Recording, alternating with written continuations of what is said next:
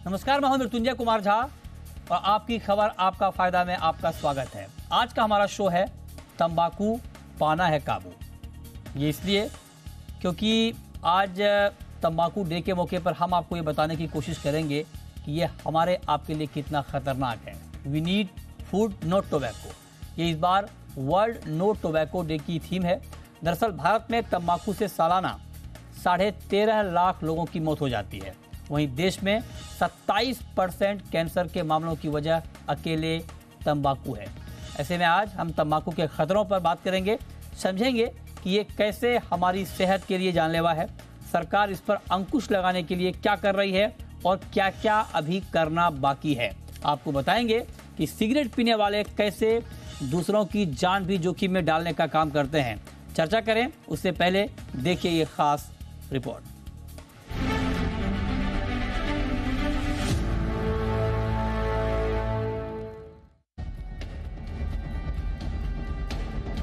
मौत की खुराक यानी तंबाकू। दुनिया भर में सालाना 80 लाख से अधिक लोगों की मौत का जिम्मेदार अकेले तंबाकू। देश में हर साल 13 लाख लोगों की मौत की वजह है तंबाकू।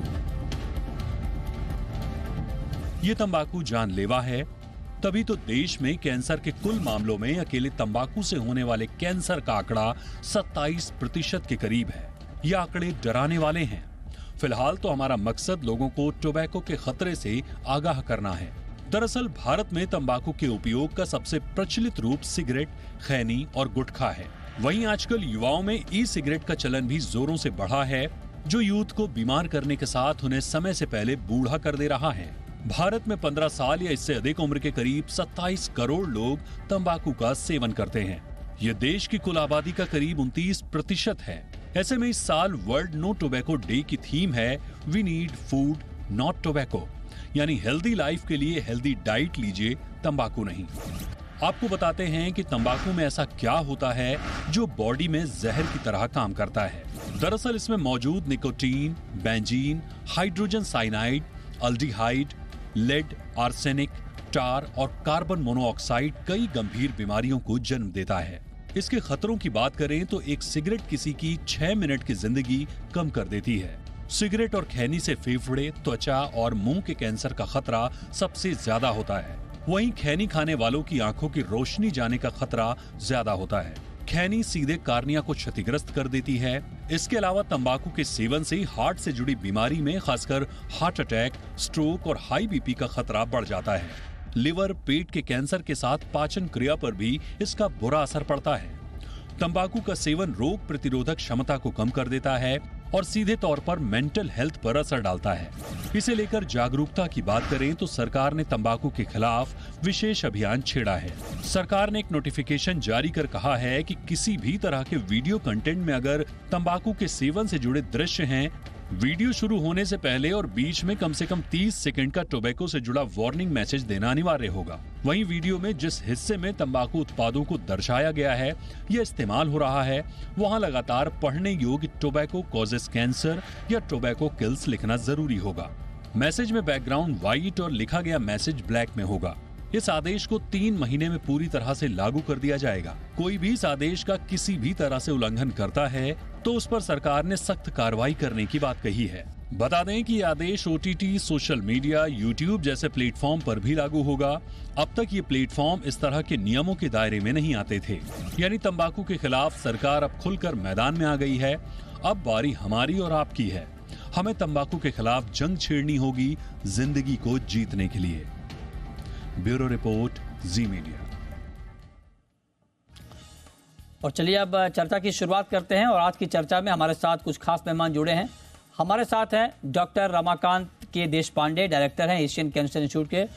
हमारे साथ डॉक्टर कुंजाहरी मेदी हैं, ऑन्कोलॉजिस्ट, मेदांता हॉस्पिटल के। ऑन्कोलॉजिस्ट मतलब कैंसर रोग विशेषज्ञ। आप दोनों का बहुत बहुत स्वागत है। और चूंकि आज वर्ल्ड टोबैको डे है और ये बहुत महत्वपूर्ण है जानना समझना हम सब के लिए कि ये कितना खतरनाक हमारे लिए हो रहा है।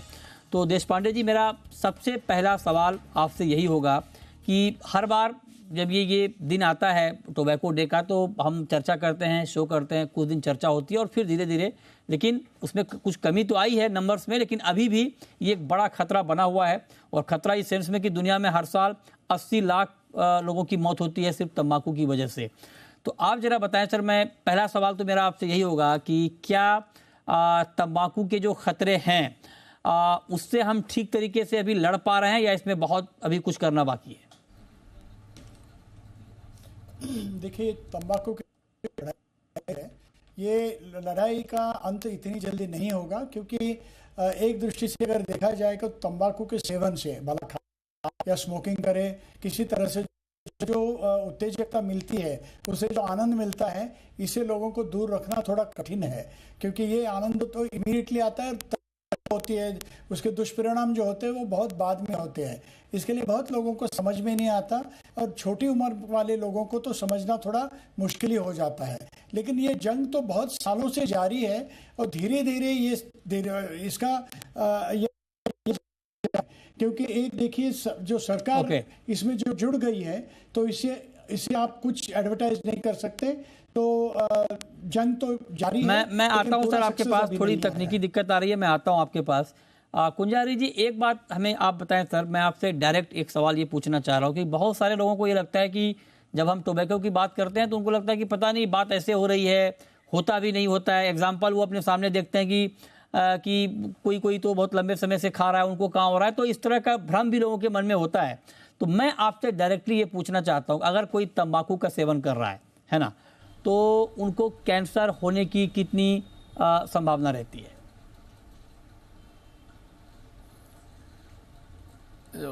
Thank you. एक्चुअली बहुत चीज़ में जो मेरे नज़र में ये लगता है हमारी जानकारी की कमी है। ये सबको पता है जो स्मोकिंग की वजह से बहुत नुकसान होता है, लेकिन एक इसमें कमी ये है जो स्मोकलेस टोबैको, मतलब जो गुटखा, पान मसाला, खैनी, ये सब other form of tobacco use का जो है, इसके हार्मफुल इफेक्ट के बारे में जागरूकता की कमी है, जानकारी की कमी है। और कुछ लोग ये बोलते हैं, जैसे कुछ लोगों का एग्जांपल देते हैं, आपने सही कहा, ये बहुत दिनों से तंबाकू लिया है लेकिन इसको तो कैंसर नहीं हुआ, तो ये क्या सच में कैंसर करता है? इसके बारे में तो मैं यही कहूँगा, जो रिसर्च से पाया गया है, जो इंडिया में स्पेशली 40% कैंसर का कारण है टोबैको यूज, मतलब तंबाकू। क्योंकि तंबाकू किसी भी फॉर्म में हार्मफुल है, ये पता होना चाहिए।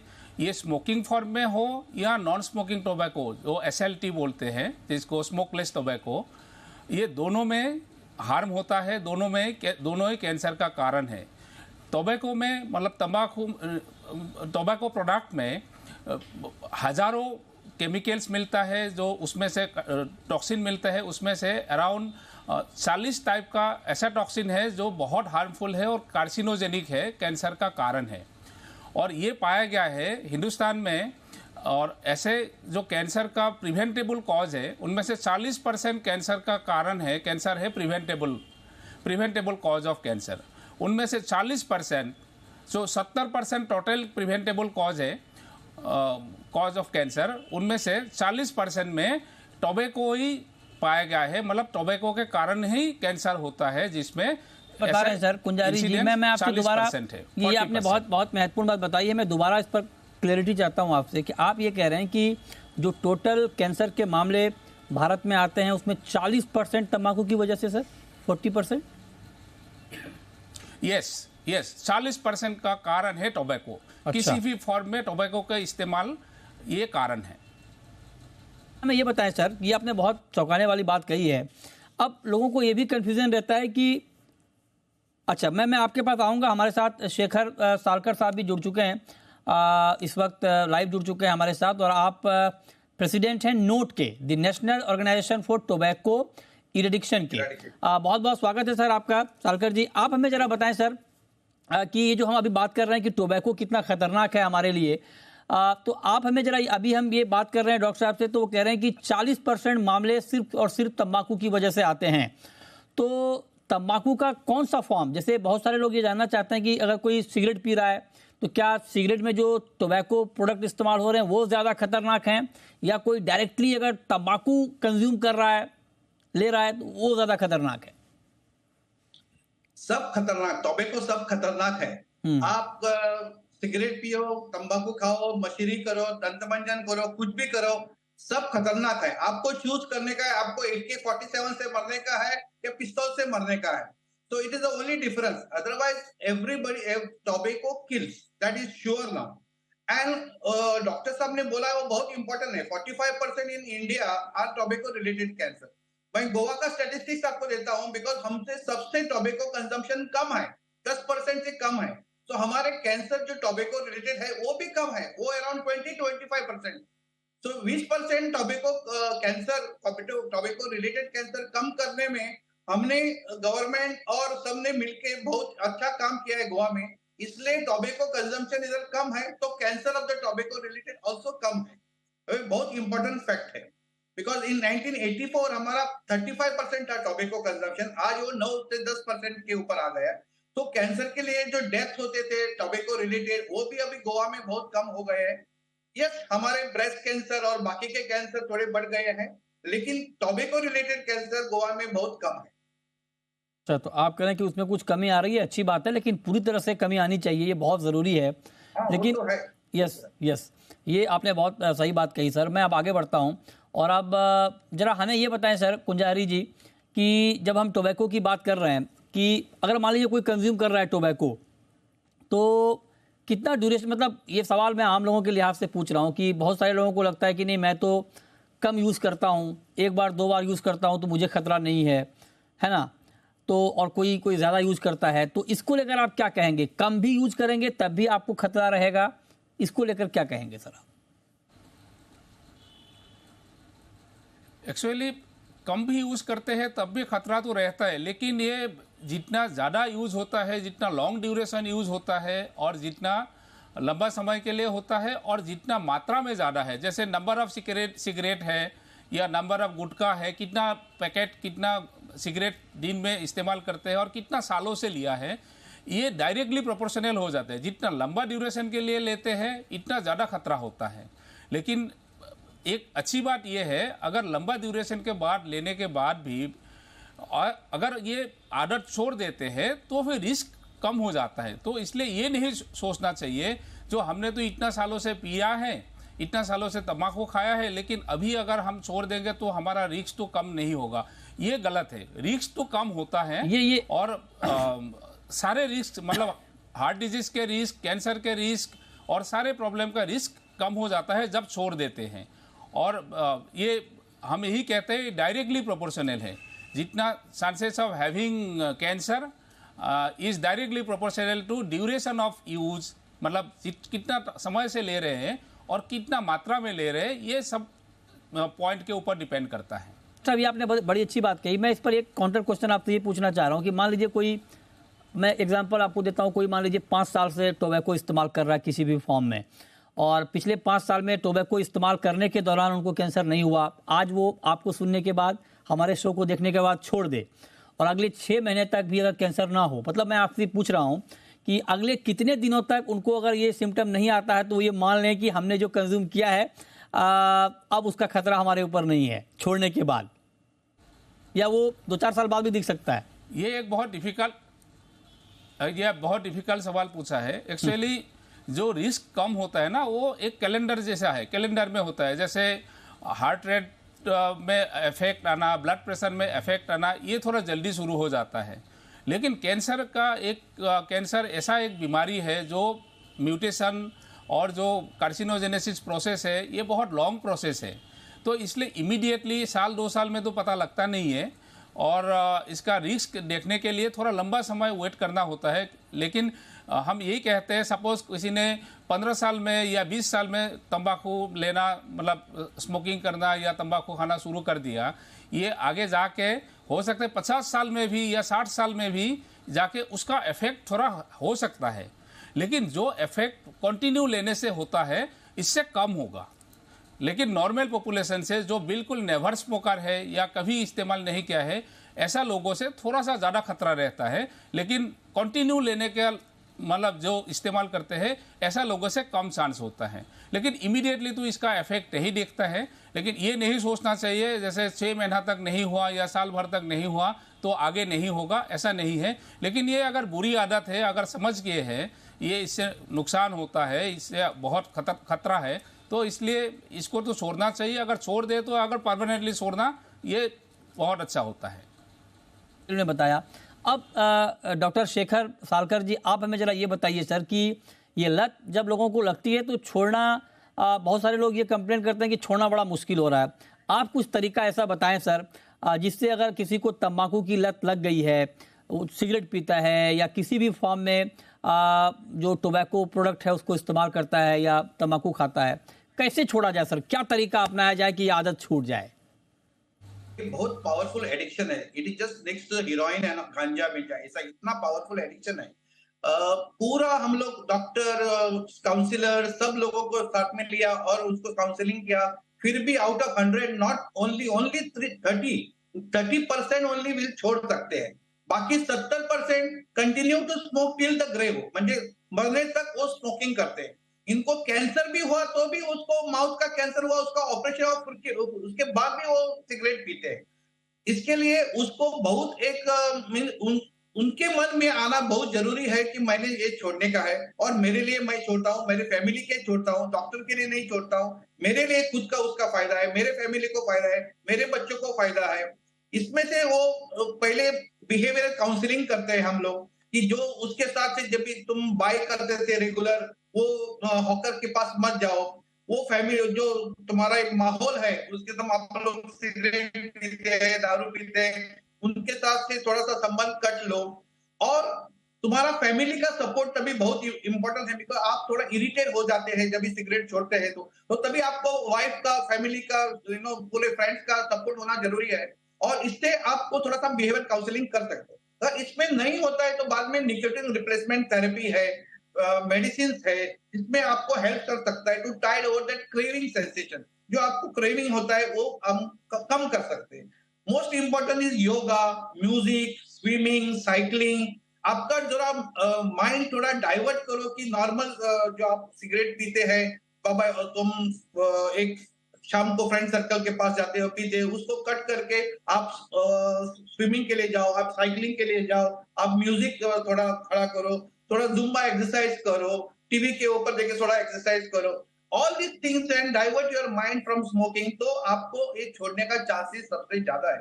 पर मैं वापस बोलता हूँ, best is not to smoke at all, abstinence is the best. Right sir, ये बहुत महत्वपूर्ण सुझाव है और ये जो लोग इस वक्त हमें देख रहे हैं उनको बिल्कुल मानना चाहिए अगर आप इसके आदी हैं तो। देशपांडे सर, अब आप जरा बताइए सर, अभी हम डिटेल में ये बात कर रहे हैं कि कैसे इससे बचा जाए, ये कितना खतरनाक है, क्यों खतरनाक है। आप जरा हमें बताइए सर कि ऑडियंस के लिहाज से कि कौन कौन से ऐसे उत्पाद हैं। कुछ तो डायरेक्ट हैं जिनके बारे में लोग जान लेते हैं कि हाँ जो मैं खा रहा हूँ तंबाकू ही है, लेकिन कोई इनडायरेक्ट प्रोडक्ट इस्तेमाल करते हैं जिसमें लोगों को ये मालूम नहीं होता कि हाँ इसमें भी तंबाकू का इस्तेमाल आप कर रहे हैं डायरेक्टली या इनडायरेक्टली। ये अगर आप डिटेल में बता पाएं कि कौन कौन से ऐसे प्रोडक्ट हैं जिसमें तंबाकू है और ये हमें नहीं खाना चाहिए। तंबाकू जो है वो बेसिकली इसका जो तकलीफ हमें होती है 3 तरह से है। एक है जो स्मोकिंग वाली, दूसरा है जो खाने वाली, और तीसरा है जो पैसिव स्मोकिंग, यानी आप खुद तो स्मोक नहीं कर रहे हो, तंबाकू भी नहीं खा रहे हो, लेकिन आप उसका नुकसान झेल रहे हो।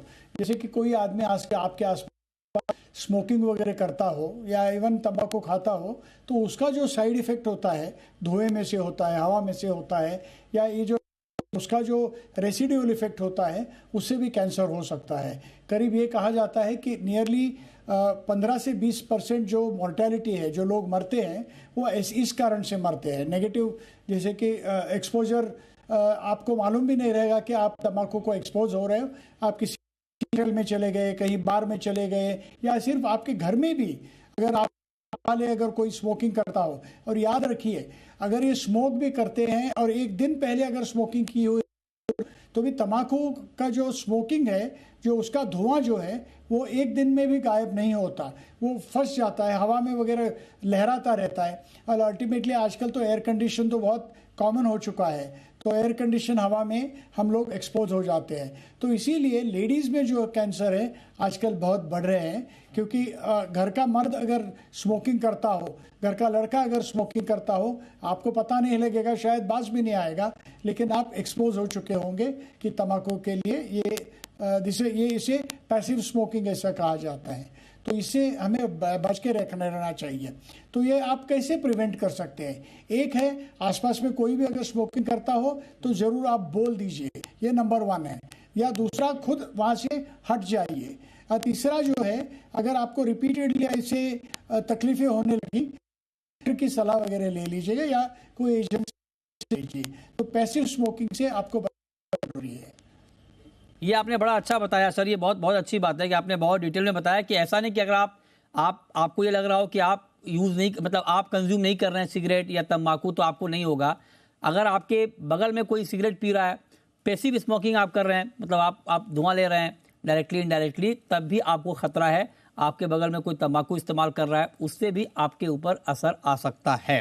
अब कुंजाहरी सर, हमें ये बताइए, क्योंकि ये बहुत महत्वपूर्ण टॉपिक है जिसके ऊपर हम बात कर रहे हैं, लेकिन जब हम इसकी बात कर रहे हैं तो ये जानना समझना भी बहुत ज़रूरी है कि पैसिव स्मोकिंग की बात तो हमने कर ली, लेकिन बहुत सारे लोग ये जानना सोचते हैं कि मैं सिगरेट पी रहा हूँ तो तंबाकू नहीं ले रहा हूँ, है ना। बहुत लोग सोचते हैं कि मैं तंबाकू कोई डायरेक्टली ले रहा है तो उन्हीं को माउथ कैंसर होता है। तो जो तंबाकू डायरेक्ट कंज्यूम करता है उनको किस तरह के कैंसर का खतरा रहता है, जो सिगरेट पीता है उनको किस तरह के कैंसर का खतरा रहता है? आपने बहुत इम्पोर्टेंट सवाल पूछा है। ये हम ऐसे कहते हैं, और ऐसे जानने के लिए भी ये बहुत ज़रूरी है। जो स्मोकिंग करता है, स्मोकिंग मतलब स्मोक में होता है निकोटिन और टॉक्सिन्स, बाकी जो भी टॉक्सिन है स्मोकिंग के जरिए।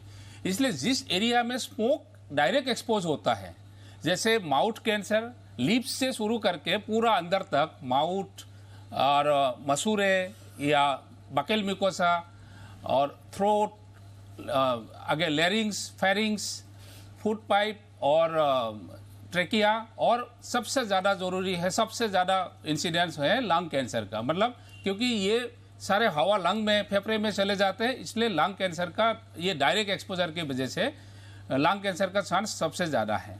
ये हो गया डायरेक्ट एक्सपोजर के लिए। दूसरा ये है, जैसे गुटखा, पान मसाला, खैनी, ये सब मुंह में लेके रखते हैं या मुंह में लेकर ये चबा चबा कर खा जाते हैं। इसलिए डायरेक्ट एक्सपोजर के इस एरिया में ओरल कैंसर, मतलब mouth cancer, throat cancer, food pipe का कैंसर, स्टमक कैंसर, ये होता है डायरेक्ट एक्सपोजर की वजह से। इसके अलावा जो भी टॉक्सिन है और निकोटिन है, ये ब्लड में एब्जॉर्ब हो जाता है, जाके ब्लड के जरिए जब बॉडी में सर्कुलेट होता है, उसमें लीवर में जाता है, पेंक्रियास में जाता है, किडनी में जाता है, यूरिनरी ब्लैडर में जाता है। क्योंकि जो भी फिल्टर करके ब्लड से मतलब निकालना है वो किडनी का काम है, तो किडनी में जाते हुए फिर यूरिनरी ब्लैडर में, पेशाब में इकट्ठा होता रहता है। तो इसकी वजह से ये टॉक्सिन का डायरेक्ट एक्सपोजर की वजह से किडनी में और यूरिनरी ब्लैडर में कैंसर होता है। इसके अलावा मैंने जैसे कहा, pancreas cancer, liver cancer, cervix cancer, ये सब भी टोबैको रिलेटेड कैंसर सर आपने बताया। और ये हमारे दर्शकों को ये समझ में आ गया होगा कि किस तरह के कैंसर होते हैं। इसलिए बहुत ज़रूरी है कि ये सेवन आप आज से ही बंद कर दें। ये शो देखने के बाद से ही आप बंद कर दें। यकीन माने कि आप जब ये, अगर आप लंबे समय से ले रहे हैं तो आप ये सोचिए कि जैसे अभी शेखर जी ने बताया कि आप अपनी फैमिली के बारे में सोचिए, बच्चों के बारे में सोचिए। और कैंसर जैसी बीमारी हो सकती है, इस बात की आशंका रहती है जब आप टोबैको इस्तेमाल करते हैं। तो निश्चित तौर पर आज से, अभी से आप इसे छोड़ दें। बहुत शुक्रिया आप तीनों खास मेहमानों का हमारे साथ आज की इस खास चर्चा में जुड़ने के लिए। तो फिलहाल इस शो में इतना ही, छोटा सा नमस्कार।